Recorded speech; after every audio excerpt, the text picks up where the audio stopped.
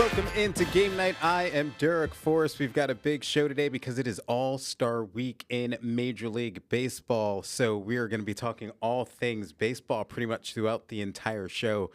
Alex Flum and Jake Rom are out in Philadelphia for not only the Home Run Derby, which was earlier today, but also the All-Star Game, which is tomorrow. So that's where we're going to begin. The Washington Commanders, the Washington Nationals have three guys going or participating in the All-Star Game. C.J. Abrams, your shortstop, James Wood, your outfielder, and Foster Griffin, one of the starting pitchers for the Washington Nationals, a late addition to the All-Star Game, and that's where we start. Alex Flum was able to catch up one-on-one with Foster Griffin and talk about him making his very first All-Star appearance in Major League Baseball.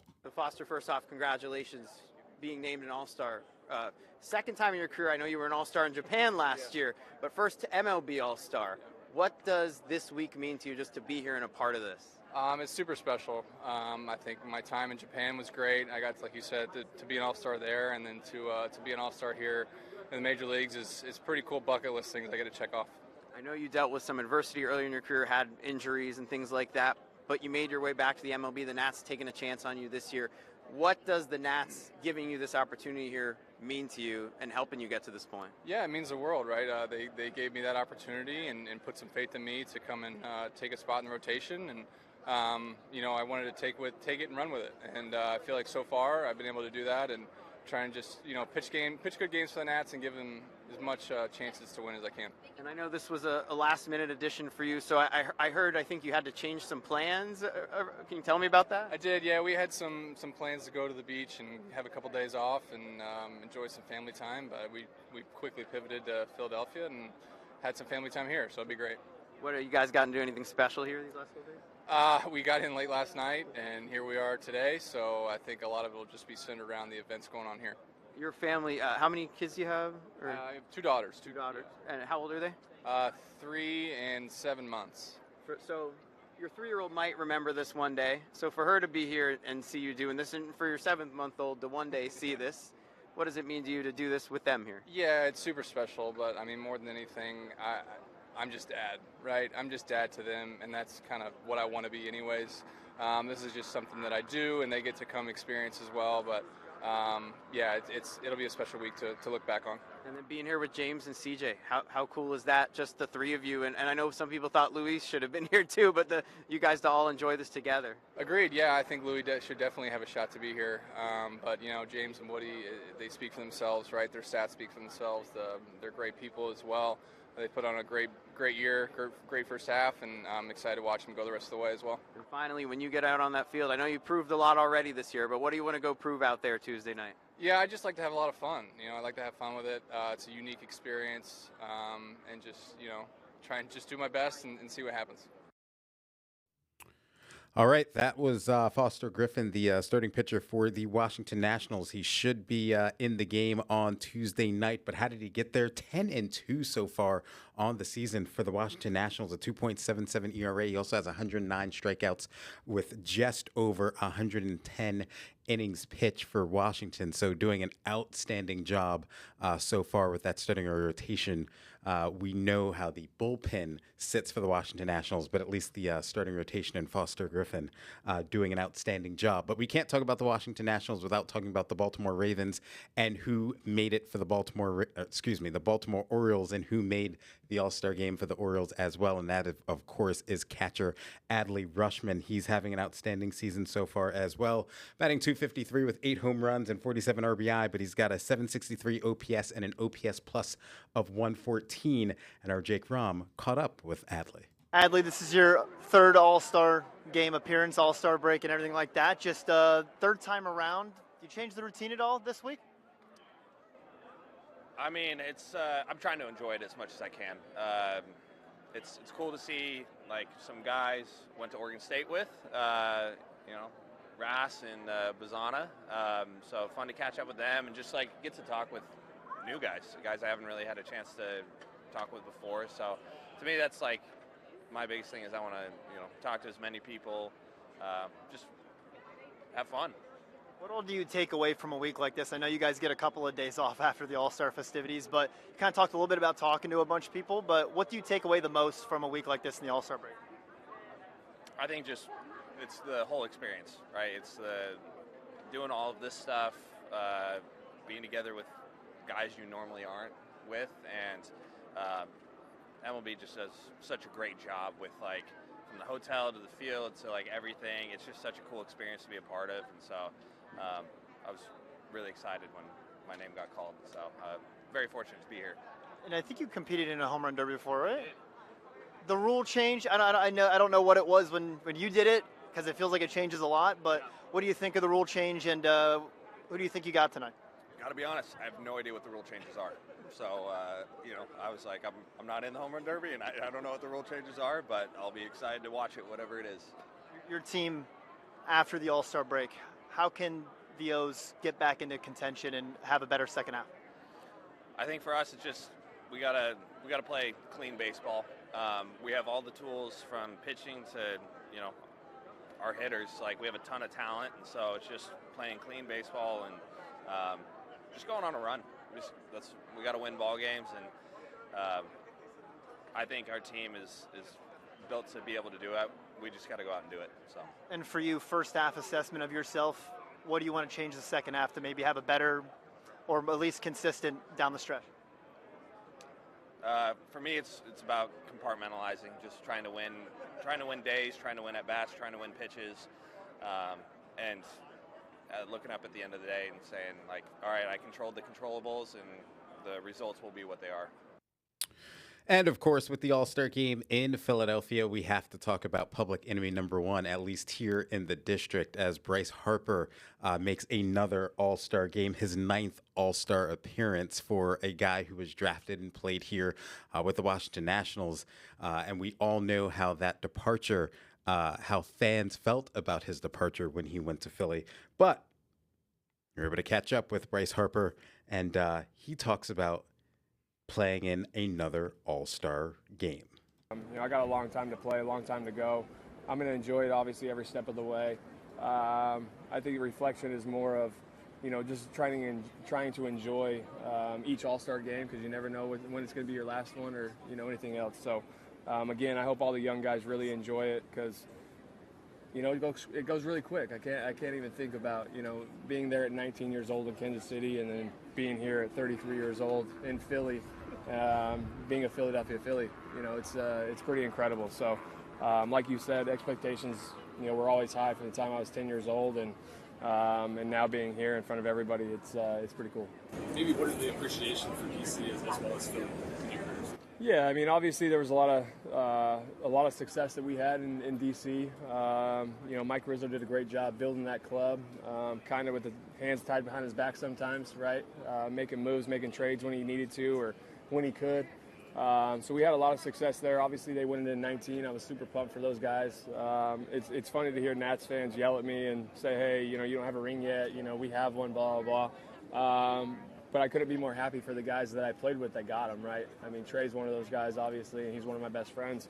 So being able to see the success that they had, obviously they went through a lull, and now they're back to kind of having success. They're one of the best, hitting teams in the game. And so obviously when we play them, I want to beat them. We're in the same division. We want to win. But I love going back there. I love playing there.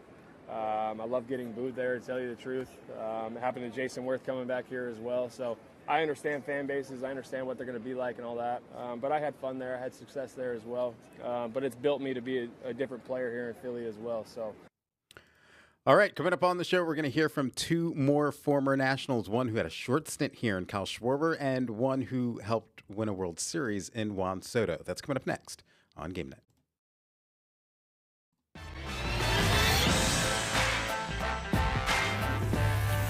Welcome back into Game Night. Derek Forrest. We're going to continue to talk about the MLB All-Star festivities, and one former National who will be participating as well is Kyle Schwarber in the Home Run Derby, and of course in the All-Star game. Kyle Schwarber now making his 4th appearance in the All-Star game, and he's having an incredible season. 32 home runs so far, 59 RBI, and an OPS plus of 145, which is absolutely incredible.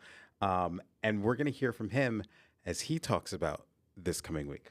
I just remember kind of like the cinematic movie thing where, he was a national at the time. And, I felt like, when I was doing, I had the semifinal round against Reese, and they were, going nuts, crazy about it. And then it kind of get to the finals, and Bryce there, it just completely flip-flops, right? You're getting booed and everything like that. And he, that last 45 seconds, he just catches fire and he starts peeling them off left and right. And you just kind of sit back and just get to watch kind of like a movie where it was made to be, and it was really cool to see. I always enjoy just being around everyone and just hearing and being in different conversations and seeing how people go about their business. Experience is key in our game, and we've seen a lot of different things, and then we have younger guys who come up and might not have experienced something, that, right? Like, you want to feel like that they're not there alone. We've been there before, we've seen it before, and to feel like that we can be just be a shoulder to lean on or have a conversation, whatever it is. And at the end of the day, these guys, all of us, right? Like, they're in the box. They have to make adjustments. They have to do that, right? We're not doing anything for them. We're this year to try to help out in any way that we can. That soundbite started with Kyle Schwarber talking about participating in the Home Run Derby back in 2018 when Bryce Harper was also in it as well. And the irony, of course, this year, Kyle Schwarber and Bryce Harper participating in the Home Run Derby together once more. Now, from one former National to another one who won a World Series ring with the Washington Nationals, that is Juan Soto, who's now with the New York Mets, his 5th All-Star Game appearance, 21 home runs, 51 RBI, and he's got an OPS plus. He's the best of the bunch at 167 plus right now so far for the New York Mets. This is our Perry Sook Jr. catching up with Juan Soto as he's ready for All-Star Week. I think I'm enjoying the show right now. I'm not thinking about anything else but enjoying the show. Definitely Thursday we're going back on track, but right now I'm just going to enjoy the show. Here with your 4th team, what is different coming now with the Mets? I feel like it's always an honor for me, to represent any team in an All-Star. And being now with the Mets, I feel it means a lot because, I have a long-term contract. I'm going to be here for a long time, and now be part of the All-Star, I think it's great. Obviously no stranger to this game. Do you have a moment that stands out to you as your favorite part of the weekend you're looking forward to? The Home Run Derby is going to be great. It's going to be a show tonight, and I'm going to enjoy it every part of it. All right, coming up on the show, we're going to catch up with Alex Flum and Jake Rom. They did their Undrafted Opinions podcast last week, and they talked about whether or not this was the golden age of DC sports. We'll have that coming up next on Game Night.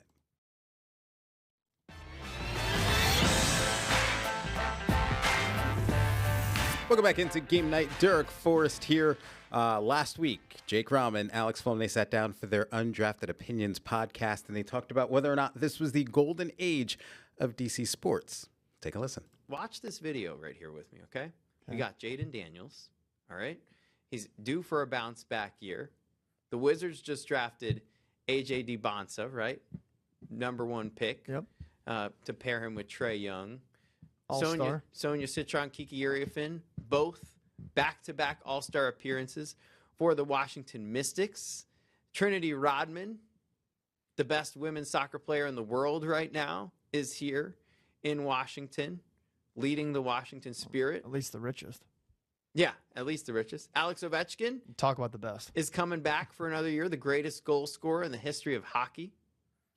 And then James Wood and C.J. Abrams with the Washington Nationals. You notice D.C. United, unfortunately, omitted from this video because there's not really much good we can say about them. I hate to say it. Yeah. But you look around the landscape of D.C. sports, this is the best it's looked as a whole since I don't even know when. Well, as a, all-around, group of all these major sports, I mean, can we think of a better time? Maybe that around that 2018 to 2020 was pretty good, but the Commanders weren't good then. Right, the Commanders and Wizards were bad. But I mean, you had the Mystics win a championship, the Caps won a championship, and if you extend it a little longer, the Spirit won a championship 2021. And the Nats won a championship. I mean, that's a 3 or 4 year span where DC was bumping. Like you said, though, it just wasn't the two fan bases that are I feel The I'm not strongest. from here, but they're the strongest. Historically, the strongest. Yeah, it's a golden generation, but every golden generation, you can ask Belgium this, even though they whooped us in soccer. You got to make use of your golden generation. Mm-hmm. So we have all these young, talented players on all of these teams. You got to make use of the golden age and this golden generation of the sports that we have coming here with DC. I agree with you. It is a golden. It does feel like a golden age. Now, DeBonce hasn't played a single. I almost said snap or a down, but hasn't played a single second in the NBA yet. Summer League's coming up. By the time some people might watch this, he'll already have played a Summer League game. By the way, really, Thursday night. I want to say thank you to all our viewers. We doing good cracked on YouTube. 1,000 views on YouTube for the first time on awesome. this. So thank you guys for watching. Yeah. Keep watching. Keep We watching. said last week if you want to sponsor our show, let us know. Yeah. Alex is probably not an easy, or is an easy guy to probably get a hold of. He knows everybody. So. Oh gosh, no, I don't know anyone. No, but back to the discussion. I just, yeah, it is the golden age. But if you don't make use of it, if you keep falling up short, the Washington Spirit, if the Washington Capitals can make a deep playoff run with Ovi still here, if the Commanders can get to the NFC title game but just not break through with Jaden and what they have with this team and what they're trying to build around him as well, and if he's healthy, are we going to look back in 10 or 15 years and just be like, it was a golden age, but a golden age with nothing to show of it? Right. So I think that's the part we need to start, seeing is if this is going to be a golden age, it's got to be plagued. And I'm using the word plagued in a positive way right now. Plagued with championships. Plagued with division. Plagued. Plagued is very negative. It's negative, but in this situation, yeah. I mean, Highlighted spoiled, filled, yeah. Plagued. I liked plagued there. It just seemed good. I don't know. Plagued is what was the U.S. men's national team. They were plagued with I struggle. thought we were done with soccer, but we both made a soccer. Keeps reference. coming There back. you go. No, I think you're right, and I wish I could just constantly pull up that John Allen soundbite. Potential is a word for someone who hasn't done blank yet, right? He's had a couple good ones. Yeah, well, we keep bringing that up because it's there's some that you can't. There's some you can't use. Unfortunately, John Allen was a man of a lot of words. Anyway, but you're right because I think back to 2012 when I was in high school, and RG3 had his rookie year. Everybody was all excited about that. John Wall was leading the way with the Wizards. Bradley Beal was coming in. The Caps had Ovi, and it was basically the same story as it is now, just Ovi was younger. And the Nationals were solid. Like, they were becoming a perennial playoff team. They had Bryce Harper was in there, Steven Strasburg, Ryan Zimmerman. Like, they were a young team on the rise. And the Nats ended out winning a World Series about 7 years after that. The Caps finally won the Cup about 6 years after that. You had the Spirit and Mystics, like you said, coming in. The Commanders, nothing panned out with their franchise from that time. Obviously, Dan Snyder was really holding them back. And then when it comes Talk about plaguing. Yeah. There you go. Now you got plague right. Thank you. And as for the Wizards, John Wall was great. They had that moment where you take the Celtics to 7 games in the Eastern Conference semifinals, but then nothing else ever happened from that. Yep. So that golden age of DC sports didn't pan out. I think this one has a better chance to pan out, at least for one or two of these teams. Yeah, I mean, all right, coming up on the show, Washington Commanders, they participated in a social media trend that has been absolutely on fire on Instagram. We'll show you what I mean coming up next on Game Night.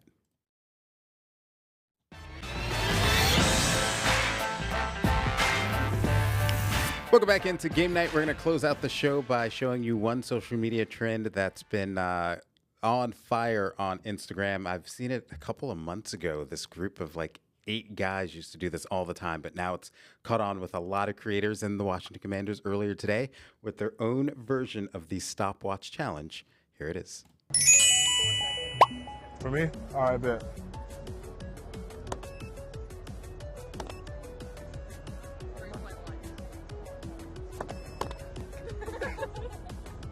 You said 4 seconds though? Yeah. Woo. Hey, run it back, bro. Don't do nothing, bro. Run it back, bro. Run it back. All right.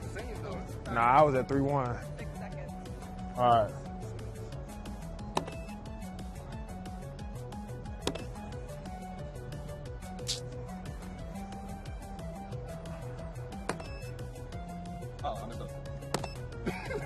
I got that one. I got that one. It's a tie. We got a tiebreaker. Yeah.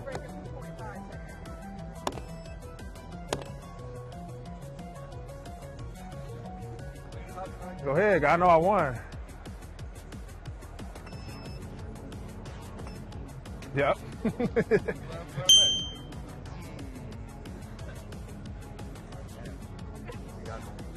It's all good. I love it, man. I'm going to say it every time. Anytime you get athletes that are highly competitive and you have them compete in something, you can tell that immediately someone's going to get overly competitive in this one. Always fun to see. But yeah, that's the stopwatch challenge that has been set ablaze on Instagram, probably even TikTok, but I don't have TikTok or use TikTok, but definitely on Instagram.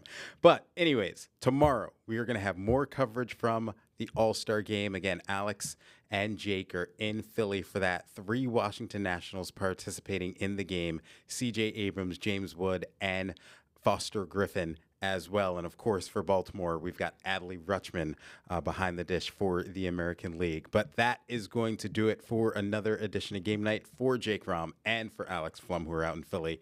I'm Derek Forrest. Have a good night.